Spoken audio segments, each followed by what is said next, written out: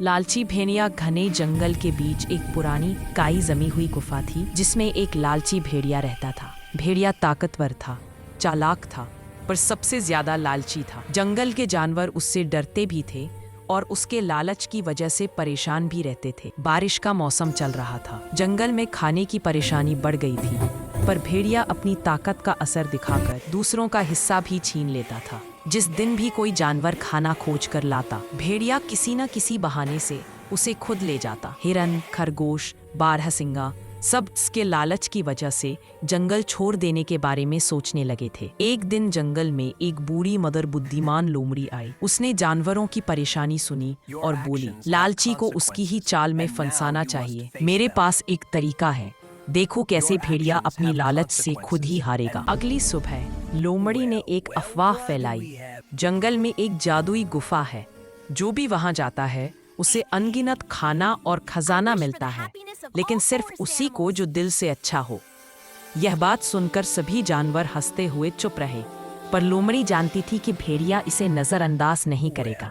शाम होते ही भेड़िया लोमड़ी के पास पहुंचा और बोला, लोमड़ी, मुझे उस गुफा तक ले चलो, मुझे भी खजाना चाहिए। तुम मेरे साथ चलो, फिर जो मिलेगा उसका आधा हिस्सा तुम्हें दूंगा। लोमड़ी मुस्कुराई, क्योंकि उसे पता था कि भेड़िया कभी किसी के साथ हिस्सा नहीं बांटता। लेकिन उसने कहा, ठीक है चलो। वे दोनों जादुई गुफा के नाम पर एक पुरानी टूटे पत्थरों वाली गुफा तक पहुंचे। गुफा अंदर से अंधेरी थी। लोमड़ी बोली, भेड़िया भाई, अंदर जाकर खुल जा खजाना कहना, खजाना अपने आप मिल जाएगा, लेकिन ध्यान रहे लालच मत करना, वरना गुफा नाराज हो जाएगी। भेड़िया अंदर घुस गया और जोर से चिल्लाया, खुल जा खजाना।